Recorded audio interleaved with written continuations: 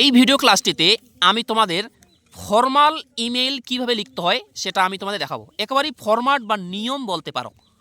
আচ্ছা দেখো, হেডমাস্টার এর কাছে ইমেল লেখার নিয়ম। এই হেডমাস্টারের কাছে ইমেল কিভাবে লিখতে হবে সেটা পরীক্ষায় কমন পড়ুক বা না পড়ুক, এই ফরম্যাটটি হুবহুব তোমরা লিখে দিয়ে আসবে, পরীক্ষায় ফুল নম্বর পেয়ে যাবে। ওকে, তখন আমি আন্ডারলাইন করে দিচ্ছি হেডমাস্টার এর কাছে ইমেল লেখার নিয়ম। বারবার বলছি কিভাবে লিখবে। আজকেই আমি টিউশনে আমার ছাত্রছাত্রী লিখে দিলাম, তাদের খাতা থেকে আমি তোমাদের কিন্তু এই হেডমাস্টারের কাছে ইমেল লেখার নিয়মটি তোমাদের দেখাচ্ছি। ওকে, উত্তর শুরু।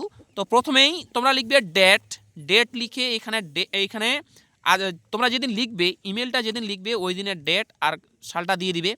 তারপর এই ফর্ম লিখে এখানে একটা ইমেল আইডি দিতে হবে। কার ইমেল আইডি দিতে হবে?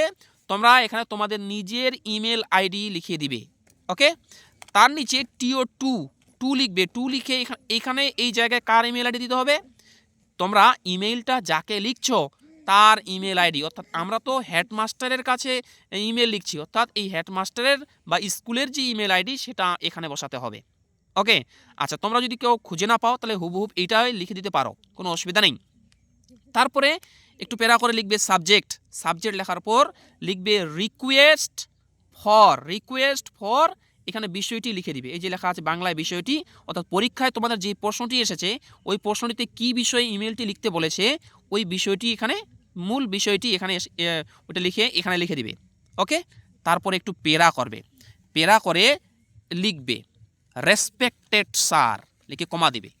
লিখবে দিস ইজ, এখানে দেখো লেখা আছে আজমিরা খাতুন, তোমরা তোমাদের নাম লিখবে কিন্তু এই জায়গায় তোমরা তোমাদের নাম লিখবে। দিস ইজ, হ্যাঁ তোমাদের নামটা লিখলে তারপর লিখবি a student of class 12 of your school, full stop. তারপর লিখবি কি our school is famous in দক্ষিণ দিনাজপুর ডিস্ট্রিক্ট। এখানে কিন্তু দক্ষিণ দিনাজপুর জেলার নাম দেওয়া আছে। তোমরা যেই জেলা থেকেই ভিডিওটা দেখছো না কেন তোমরা তোমাদের এখানে জেলার নামটা লিখে দিবে।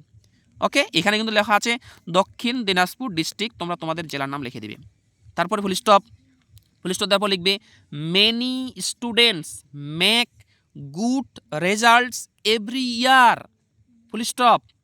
We are proud of it, but it is really a sorrowful matter that there is no, আবার এখানে বিষয় লিখতে হবে, অর্থাৎ পরীক্ষার কোশ্চেনে যেটা আসছে।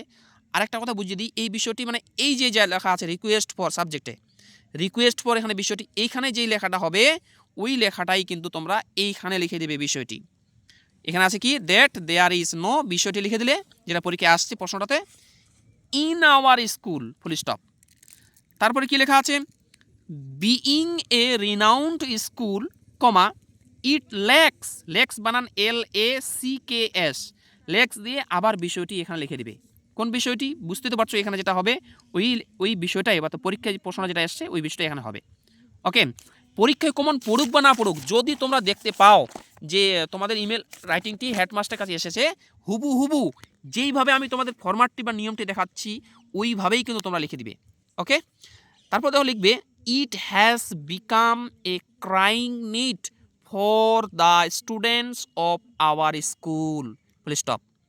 তবে একটু পেরা করে লিখবে আই, কমা দেয়ার ফর, আবার একটা কমা দেবে, pray and hope that you would be kind enough to pass the order to arrange, আবার এখানে বিষয়টি লিখে দিবে ইন আওয়ার স্কুল, এখানে ফুল স্টপ।